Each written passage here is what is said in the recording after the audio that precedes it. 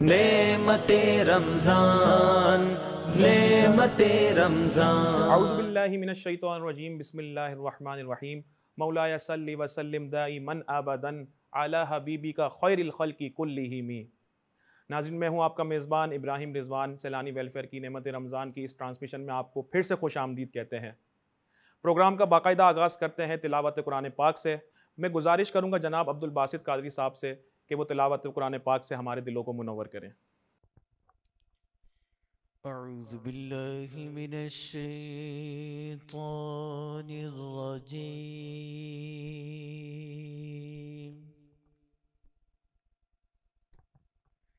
بسم اللہ الرحمن الرحیم۔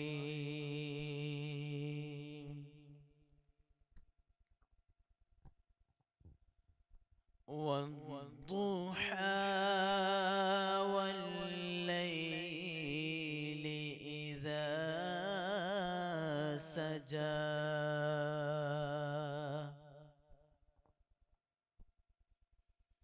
ما ودعك ربك وما قلى،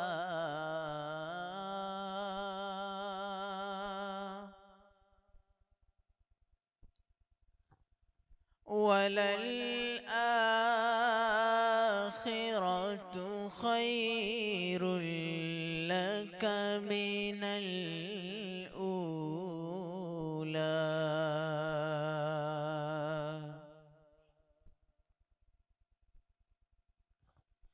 وَلَسَوْفَ يُعْطِيكَ رَبُّكَ فَتَرْضَىٰ، أَلَمْ يَجِدْكَ يَتِيمًا فَآوَىٰ،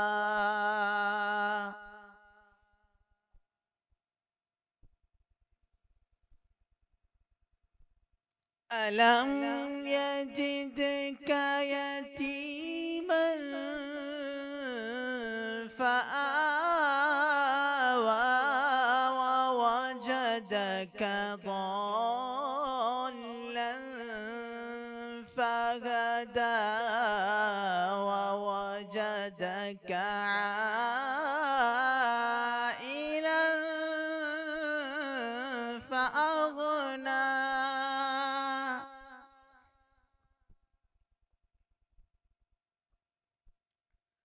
فَأَمَّا الْيَتِيمَ فَلَا تَقْهَرْ،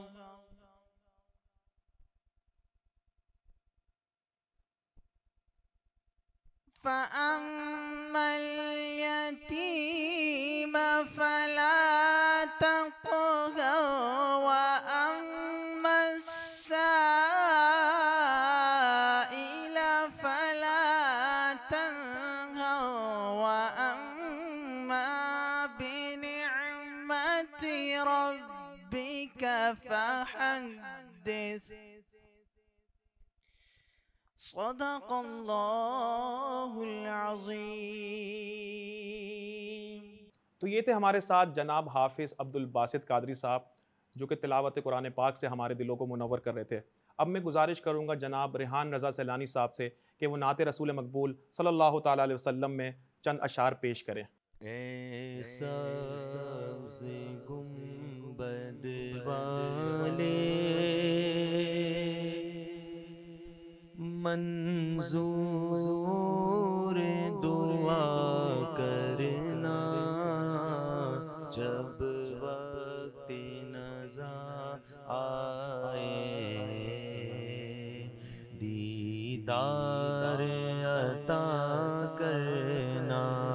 اے سبز گنبد والے، منظور دعا کرنا، جب وقت نزا آئے، آقا دیدار عطا کرنا، جب وقت نزا آئے آقا دیدار عطا کرنا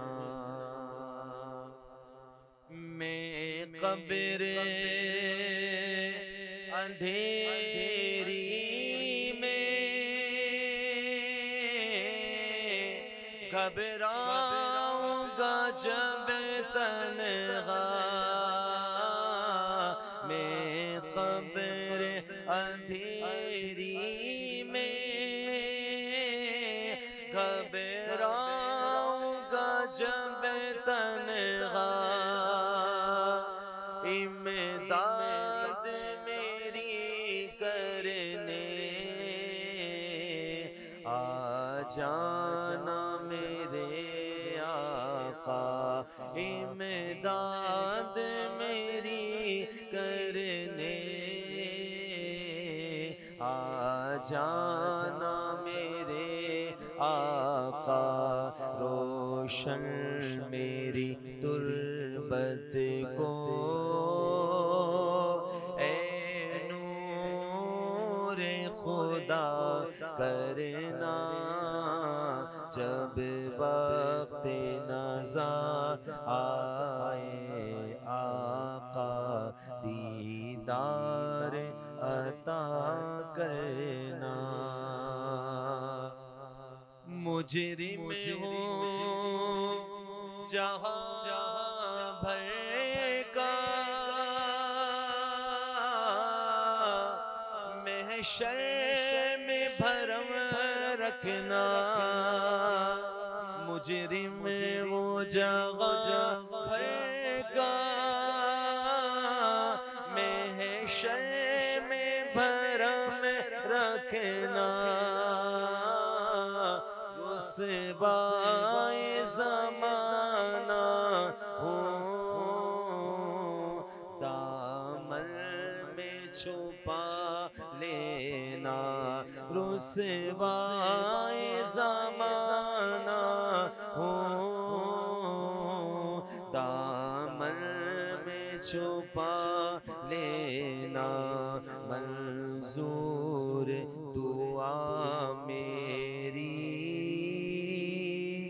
اے نور خدا کرنا جب وقت نزا آئے آقا دیدار عطا کرنا جب وقت نزا آئے آقا دیدار عطا کرنا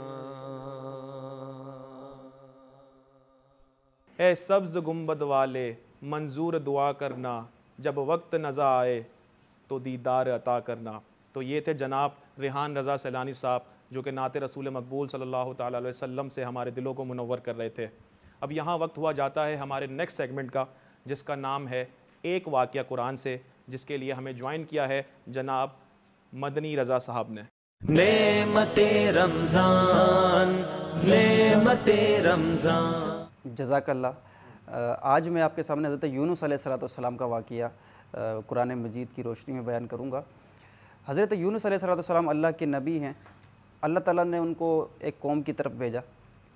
تقریباً 40 سال تک وہ اپنی قوم کو تبلیغ دین کرتے رہے، مگر خاطر خواہ کوئی فرق نہ آیا اور قوم اپنی سرکشی میں اسی طرح لگی رہی، مصروف رہی. پھر حضرت یونس علیہ السلام نے ان سے کہا کہ 3 دن میں اللہ تعالیٰ کا عذاب آ جائے گا. اور اس کے بعد کیا ہوا کہ حضرت یونس علیہ السلام عذاب آنے کے وقت سے پہلے بستی چھوڑ کے چلے گئے. اب جب بستی والوں نے دیکھا کہ حضرت یونس علیہ السلام بھی بستی میں نہیں ہے اور انہوں نے 3 دن کا وعدہ بھی دے دیا ہے اور اللہ کے نبی جھوٹ نہیں بولتے، نہ ان سے کبھی جھوٹ سنا، تو لوگ پریشان ہو گئے اور انہوں نے سوچا کہ لگتا ہے کہ اب عذاب آنے والا ہے. اور پھر اچانک کیا دیکھتے ہیں کہ کالے کالے بادل آنا شروع ہو گئے، تو انہیں لگا کہ اب عذاب آ ہی گیا. تو ان لوگوں کے دلوں میں اللہ تعالیٰ کا خوف پیدا ہوا. وہ اپنے گھروں سے نکلے، میدان میں جمع ہوئے، توبہ استغفار کرنے لگے. حتیٰ کہ آتا ہے کہ اگر کسی نے کسی کی اینٹ لگا دی تھی دیوار کے اندر تو وہ بھی اکھاڑ کے اس کو دے دی یا اسے معافی تلافی کرا لی کہ بھائی اب پتہ نہیں کیا ہو جائے گا، عذاب کب آ جائے گا، کب موت آ جائے گی. تو اتنا ان کے دل میں خوف کا غلبہ ہوا، لوگوں نے اپنے رشتے بھلا دیے، بس اللہ تعالیٰ کے حضور گریہ زاری کرنے لگے، تو جو عذاب کے آثار تھے وہ ہٹ گئے۔ پھر حضرت یونس علیہ السلام کو پتہ چلا کہ یہ جو عذاب آنے والا تھا وہ ٹل گیا ہے، تو حضرت یونس علیہ السلام نے پھر بستی میں نہ جانے کا ارادہ کیا اور آپ کشتی میں بیٹھ کر دوسری طرف چلے گئے۔ اب یہاں معاملہ یہ ہوا کہ حضرت یونس علیہ السلام بستی میں اس لیے نہیں گئے کہ بستی میں ایک بات مشہور تھی کہ جو شخص اپنی بات پر قائم نہیں رہے یا جس کی بات جھوٹ ثابت ہو اسے قتل کر دیا جاتا ہے۔ حضرت یونس علیہ السلام کے دل میں بھی شبہ پیدا ہوا کہ اب قوم کہے گی کہ تم نے 3 دن کا کہا تھا عذاب آنے کا، عذاب تو آیا نہیں، اس کا مطلب تم جھوٹے ہو۔ تو آپ کے دل میں شبہ ہوا کہ کہیں ایسا نہ ہو کہ اس وجہ سے مجھے نعوذ باللہ شہید کر دیں، کہ حضرت آپ نے جو جھوٹ کہا ہے اور جھوٹ کی وجہ سے آپ کو شہید کر دیا جائے۔ تو اس وجہ سے حضرت یونس علیہ السلام کشتی میں چلے گئے، اپنی قوم سے ہجرت کر کے چلے گئے۔ اب یہ بات کہ حضرت یونس علیہ السلام اللہ تعالیٰ کی اجازت کے بغیر اپنی بستی چھوڑ کے چلے گئے، یہ گناہ تو نہیں تھا۔ ہم اللہ کے نبی کی طرف گناہ کی نسبت نہیں کر سکتے، اس لیے کہ اللہ کے نبی معصوم ہوتے ہیں اور وہ گناہوں سے محفوظ بھی ہوتے ہیں۔ تو حضرت یونس علیہ السلام کے لیے ہم یہ نہیں کہہ سکتے کہ آپ نے گناہ کیا، اللہ تعالیٰ کی نافرمانی کی۔ ہاں، انہیں اجازت ابھی ملی نہیں تھی اور وہ بستی چھوڑ کے چلے گئے، جو کہ ان کی شان کے لائق نہیں تھا، کیونکہ جب بھی ہم انبیاء علیہ السلام کے بارے میں بات کریں تو ہمیں زبان بڑی احتیاط کے ساتھ استعمال کرنی چاہیے۔ اب جیسے بعض لوگ قرآن مجید کا ترجمہ کرتے ہیں، تفسیر کرتے ہیں، تو وہ حضرت آدم علیہ السلام اور دیگر انبیاء علیہ السلام کے بارے میں بڑی عامیانہ گفتگو کرتے ہیں اور ان کے لیے گناہ ثابت کر دیتے ہیں، نافرمانی ثابت کر دیتے ہیں، حالانکہ ایسا نہیں ہے۔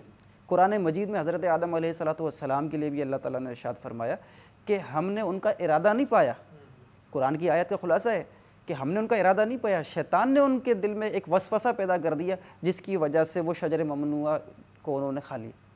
تو حضرت یونس علیہ السلام نے بھی نعوذ باللہ گناہ نہیں کیا تھا، مگر ان کی شان کے لائق یہ بات نہیں تھی کہ اللہ تعالیٰ کی اجازت کے بغیر وہ اپنی بستی کو چھوڑ دیں۔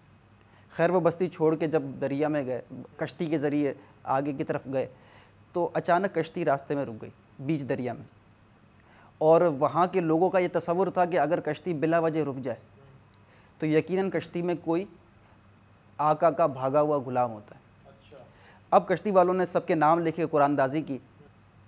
اسی بات کو اللہ تعالیٰ نے قرآن مجید میں اس طرح ارشاد فرمایا، وَإِنَّ يُونُسَ لَمِنَ الْمُرْسَلِينَ، بے شک یونس بھی ہمارے رسولوں میں سے ہیں، اِذَا أَبَقَ إِلَى الْفُلْكِ الْمَشْحُونِ، جب کہ وہ بھری کشتی کی طرف نکل گئے۔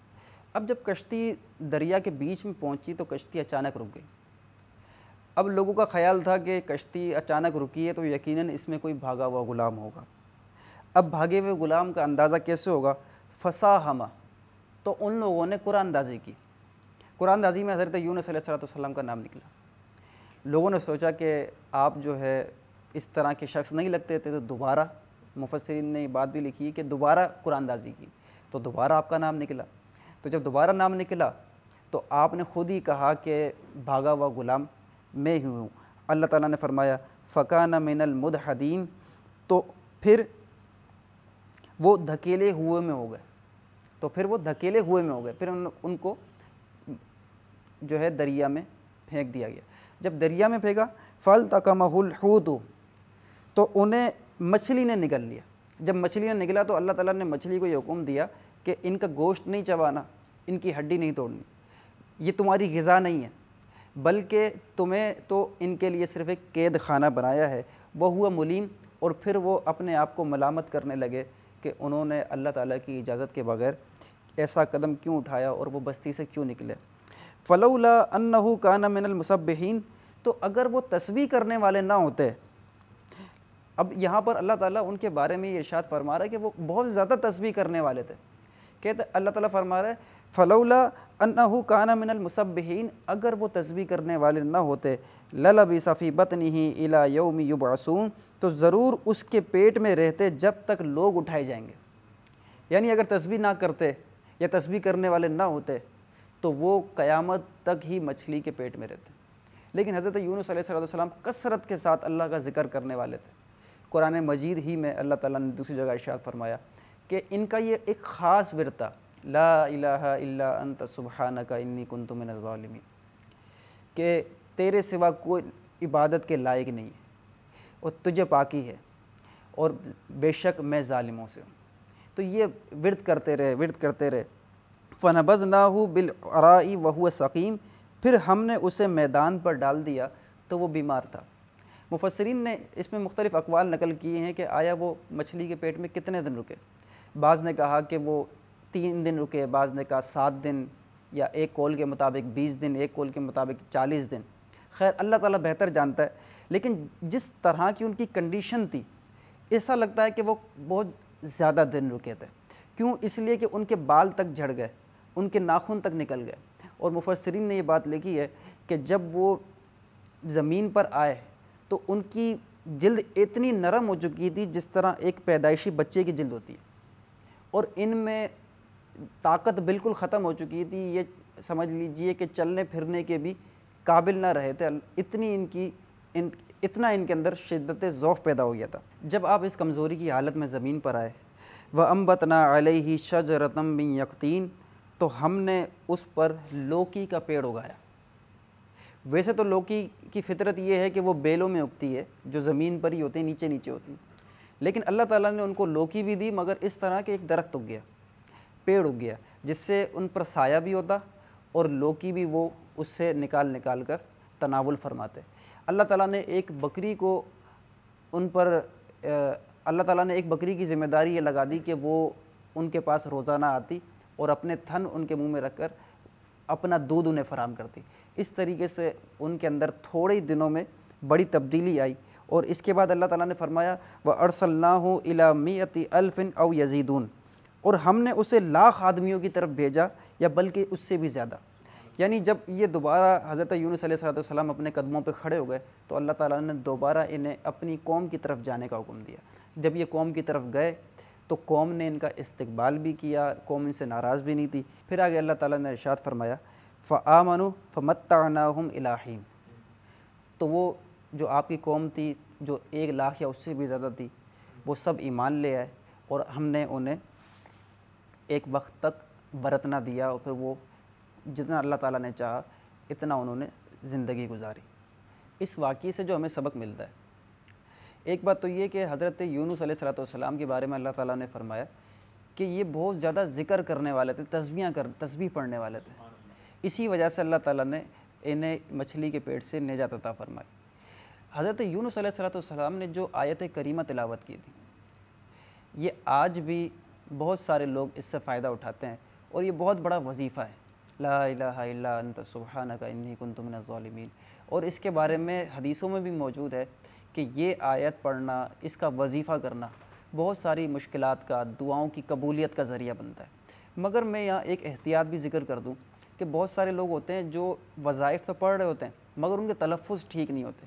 یاد رکھیں یہ بھی قرآن کی آیت ہے، پہلے اپنے تلفظ کسی قاری کو جو قرآن مجید کے مخارج اور ادائیگی جانتا ہو اس کو سنا دیں، اگر وہ کہے کہ آپ بالکل ٹھیک پڑھ رہے ہیں تو پھر اس کا وظیفہ بھی کیا جا سکتا ہے، وگرنہ اس کا وظیفہ اختیار کرنا ایسا نہ ہو کہ کسی کام کے بننے کے بجائے مزید گناہوں کا ذریعہ بنے۔ دوسری چیز ہمیں اس واقعے سے پتہ چلتی ہے کہ حضرت یونس علیہ السلام یہ سمجھ رہے تھے کہ عذاب آ گیا، مگر وہ قوم جب عذاب کے انہوں نے آثار دیکھے تو وہ اللہ تعالیٰ کی طرف رجوع لے آئی۔ اب ایک سوال پیدا ہوتا ہے کہ جب عذاب فرعون نے دیکھا تھا تو اس نے بھی تو کلمہ پڑھ لیا تھا، تو اس کا ایمان قبول کیوں نہیں ہوا؟ تو اس کے بارے میں مفسرین نے فرمایا کہ فرعون نے عذاب دیکھ لیا تھا اور ان کے پاس ابھی عذاب آیا نہیں تھا، بلکہ انہوں نے عذاب کے آثار دیکھے تھے۔ تو عذاب کے آثار دیکھے، انہوں نے توبہ استغفار کیے، اللہ تعالیٰ نے ان پر سے آزمائش ہٹا لی۔ اچھا علامہ صاحب، یہاں پر ایک سوال میرے ذہن میں آیا کہ جب اللہ پاک نے درخت لگایا تو پھر وہ لوکی کا درخت کیوں تھا؟ دیکھیں اللہ تعالیٰ نے اس لوکی کے اندر بڑی خصوصیات رکھی ہیں۔ آج طبیب حضرات بھی اور میڈیکل سائنس سے بھی یہ بات پتہ چلی کہ لوکی کھانے کے بہت سارے فوائد ہیں، پیٹ کے مسائل بھی سہل ہو جاتے ہیں، پیشاب کے بھی مسئلے سہل ہو جاتے ہیں، کمزوری سے دور ہوتی ہے، بھوک لگتی ہے، ہاضمہ بہتر ہوتا ہے، وٹامن سی اس کے اندر ہے، اور اسے پیارے آقا علیہ السلام بھی پسند فرمایا کرتے تھے۔ نبی حضرت انس رضی اللہ تعالیٰ عنہ فرماتے ہیں کہ پیارے آقا علیہ السلام کدو شریف پسند فرماتے تھے۔ ایک شخص نے حضور علیہ السلام کو کھانے کی دعوت دی تو اس نے حضور علیہ السلام کے سامنے سکھا ہوا گوشت اور کدو یعنی لوکی آپ کے سامنے حاضر کی تو آقا علیہ الصلوۃ والسلام چن چن کر کدو اٹھا کر تناول فرما رہے تھے. تو پیارے آقا علیہ الصلوۃ والسلام اس کدو کو پسند فرماتے. حضرت امام اعظم ابو حنیفہ رضی اللہ تعالیٰ عنہ کے شاگرد امام ابو یوسف کے سامنے جب اس بات کا تذکرہ ہو رہا تھا کہ پیارے آقا کو لوکی بہت پسند ہے تو ایک شخص نے بیچ میں لقمہ دیا کہ مجھے لوکی پسند نہیں. تو حضرت امام ابو یوسف قاضی تھے, فوراً سے تلوار نکال بولا کہ تجدید ایمان کر ورنہ میں تیری گردن اڑا دوں گا, کہ جو چیز حضور کو پسند ہے اگر تمہیں نہیں کھانی تو نہیں کھائیں, مگر تمہاری یہ جرت کیسے ہوئی کہ تم یہ کہو کہ مجھے یہ پسند نہیں. چنانچہ اس کے بہت سارے فوائد ہیں, اسے ہمیں بھی اپنی زندگی میں بہت زیادہ استعمال کرنے کی کوشش کرنی چاہیے. جزاک اللہ علامہ صاحب. تو آج ہمارے سیگمنٹ ایک واقعہ قرآن سے میں ہم نے سماعت فرمایا, حضرت یونس علیہ السلام کا واقعہ, اور اس واقعے سے ہمیں کیا سبق ملتا ہے کہ اللہ تعالیٰ کے عذاب سے بچنے کے لیے ہمیں کثرت سے استغفار کرنا چاہیے. اور اللہ تعالیٰ نے خود قرآن پاک میں ایک تسبیح ہمیں بتا دی ہے, لا الہ الا انت سبحانک انی کنت من الظالمین. اس کا اگر ہم کثرت سے ورد کریں تو انشاءاللہ عز و جل ہماری زندگی کے تمام مسائل حل ہو جائیں گے اور ہم اللہ تعالیٰ کے عذاب سے بھی دور رہیں گے. اور میں آپ تمام عوام سے ریکویسٹ کروں گا کہ آج کل جو کرونا وائرس کی جو وبا چلی ہوئی ہے اس کے لیے کثرت سے استغفار کریں اور لا الہ الا انت سبحانک انی کنت من الظالمین کا کثرت سے ورد کریں. اللہ تعالیٰ سے دعا ہے کہ اللہ تعالیٰ اس وبا کو ہمارے ملک پاکستان سے اور پوری دنیا سے جلد ختم فرمائے. نعمت رمضان نعمت رمضان. آج کے ہمارے اسپیشل سیگمنٹ جس کا نام ہے صحت مند پاکستان, اس میں ہم اس طریقہ علاج پر گفتگو کریں گے کہ جسے ہمارے نبی کریم صلی اللہ تعالیٰ علیہ وسلم نے خود اپنایا. جی ہاں, میں بات کر رہا ہوں ہجامہ یعنی کپنگ تھیریپی کی, جس کے لیے ہمیں جوائن کیا ہے سیلانی ویلفیئر ٹرسٹ کے ہجامہ ڈپارٹمنٹ کے ہیڈ جناب ڈاکٹر منصور ترابی صاحب. سر, سب سے پہلے تو میں آپ کو ہماری اس نعمت رمضان ٹرانسمیشن میں خوش آمدید کہتا ہوں اور آپ کا بہت شکریہ ادا کرتا ہوں کہ آپ نے اپنے قیمتی وقت میں سے وقت نکالا اور ہماری اس ٹرانسمیشن کو جوائن کیا. سر, میں یہ جاننا چاہوں گا کہ ہجامہ کیا چیز ہے؟ اعوذ باللہ من الشیطان الرجیم, بسم اللہ الرحمن الرحیم. بہت بہت شکریہ ابراہیم بھائی آپ کا اور سیلانی ویلفیئر ٹرسٹ کا کہ ماشاءاللہ اتنی اچھی ٹرانسمیشن سجائی اور مجھے مدعو کیا اور اس موقع دیا کہ میں ہجامے کے حوالے سے کلام کروں اور تاکہ لوگوں کے اندر یہ آگاہی پیدا ہو کہ ہجامہ کیا ہے. یقیناً ایک تجسس, ایک تشنگی لوگوں میں پائی جاتی ہے ہجامے کو لے کر.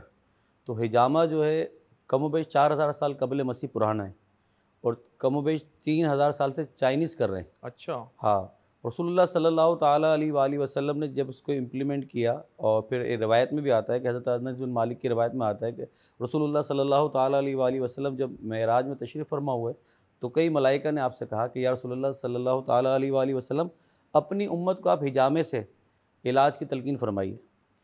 تو یہ 4000 سال سے چل رہا ہے اور رسول اللہ صلی اللہ تعالیٰ علیہ وآلہ وسلم نے اس کو امپلیمنٹ کر کے سنت کا درجہ بھی دیا. آپ نے ہجامہ کروایا بھی اور ہجامہ کروانے کی تلقین بھی فرمائی. سبحان اللہ. کہ حتیٰ کہ آپ نے یہاں تک فرمایا کہ جو تم علاج کرتے ہو دنیا میں اس میں سب سے بہترین طریقے 3 طریقے ہیں جس سے علاج کیا جا سکتا ہے. ایک شہد میں, ایک ہجامہ لگوانے میں یعنی کہ پچھنے لگوانا کہنا یا کپنگ تھیراپی کہنا, اور تیسرا ہے داغنے میں. اور اللہ کے نبی نے فرمایا نوٹیفیکیشن کے ساتھ کہ داغنے کا میں منع کرتا ہوں اپنی امت کو. ڈاکٹر صاحب, میں یہ جاننا چاہوں گا کہ ہجامہ کس طریقے سے ہوتا ہے؟ ہجامہ ابراہیم بھائی بہت آسان ہے, اور پہلے یہ ہوا کرتا تھا جیسے جیسے ادوار چینج ہوتے گئے, دور چینج ہوتے گئے. اگر 4000 سال قبل مسیح کی بات کریں تو اس کے جو مصر کے جو عجائب ملتے ہیں اس کے اندر نظر آتا ہے کہ جناب کپ تھے یا کچھ اس طرح مٹی کے برتن ہوتے تھے. پھر سینگی لگانا, ہارن تھراپی یعنی کہ بکرے کے سینگ یا گائے کے سینگ کو اس کو لگا کے اس میں سوراخ کر کے منہ سے سک کیا جاتا تھا. تو یہ ایک بہت زیادہ جاندار تھا. اسی وجہ سے اس کے حوالے سے امام غزالی علیہ رحمہ فرماتے ہیں کہ جب ہجامہ کراؤ تو نوجوان سے کرواؤ. تو ہاں, اس کی اصل میں تحقیق کیا ہے؟ تحقیق یہ ہے کہ جو نوجوان کرے گا تو اس کے سانس اچھا ہوگا, منہ سے کھینچنا پڑتا تھا.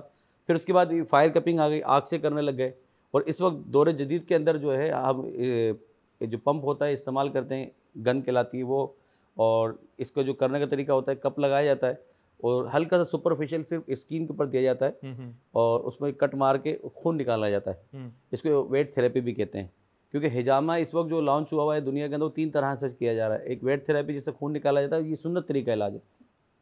اور ایک ہے ویکیوم تھیراپی یعنی کہ نا کپ لگا کے جہاں درد ہے وہاں کپ لگایا اور تھوڑی دیر کے بعد چھوڑ دیا, اس سے بھی درد تحلیل ہو جاتا ہے. لیکن وہ سنت نہیں ہے.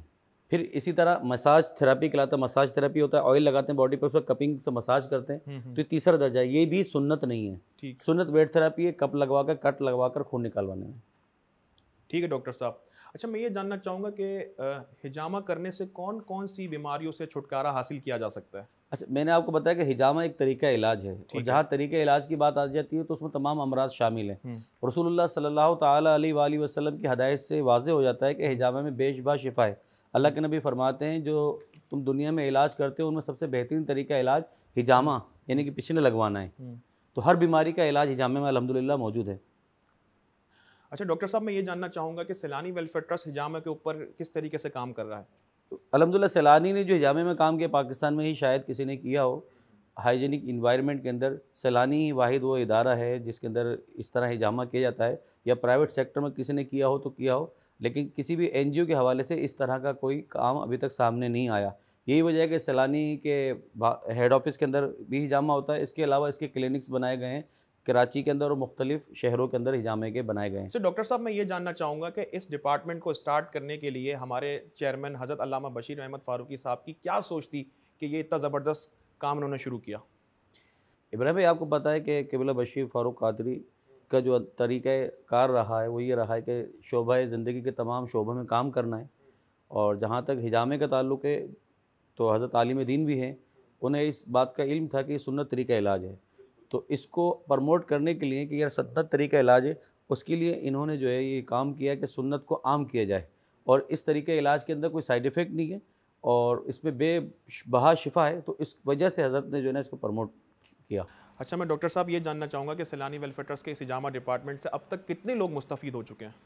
الحمدللہ رب العالمین سن 2012 سے جب سیلانی نے یہ حجامہ سینٹر کا آغاز کیا اس وقت سے لے کر اب تک ہزاروں لوگ حجامے سے فائدہ اٹھا چکے ہیں. اور اللہ تبارک و تعالی نے کئی لوگوں کو مطلب ہزاروں لوگوں کو جو ہے شفا یابی بھی عطا فرمائی ہے.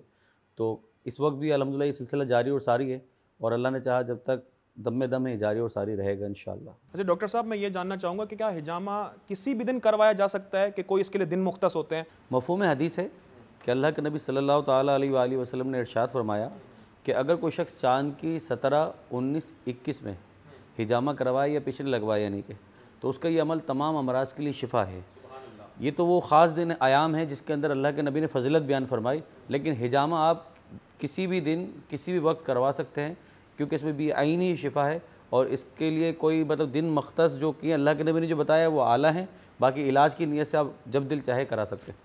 بہت شکریہ ڈاکٹر صاحب، آپ کے ساتھ ہمارا سیشن بڑا انفارمیٹیو رہا. آخری بات میں یہ کہنا چاہوں گا کہ سیلانی ویلفیئر ٹرسٹ کے اس پلیٹ فارم سے اس نعمت رمضان لائیو ٹرانسمیشن کے توسل سے آپ کیا پیغام دینا چاہیں گے ناظرین کو؟ عوام کے لیے پیغام تو یہ ہے کہ کیونکہ سیلانی ویلفیئر کھلا ہے سب کے سامنے کتاب کی طرح، اور یہ جو سیلانی کا ڈپارٹمنٹ ہے حجامہ اور جو اپنی سروسز دے رہا ہے، اور ایز اے ڈاکٹر میں سیلانی کے اندر جو حجامے کے حوالے سروسز دے رہا ہوں یہ کسی سے ڈھکی چھپی نہیں ہے. تو اور صرف ایک ڈپارٹمنٹ کے اندر اللہ تبارک و تعالیٰ نے اتنی برکتیں رکھی کہ اتنے لوگ فیضیاب ہو رہے ہیں. اور اس کے علاوہ جو دیگر ڈپارٹمنٹس جو اب کام کر رہے ہیں یقیناً اس میں بھی کوئی کم افرادی قوت نہیں ہے اور کم کوئی کام نہیں ہے کسی ڈپارٹمنٹ کا. تو لہٰذا دیکھنے والوں سے یہ گزارش ہے کہ آپ سیلانی کے بازو بنیے، اپنی خود سے آ کے آپ اپنی نظروں کے سامنے یہ کام دیکھیے، اور تاکہ آپ کو احساس ہو کہ سیلانی اس وقت کس جہت میں کام کر رہا ہے. تو آپ سیلانی کے بازو بن جائیے، سیلانی کا ساتھ دیجیے اور جتنا ہو سکے اتنا ساتھ دیجیے.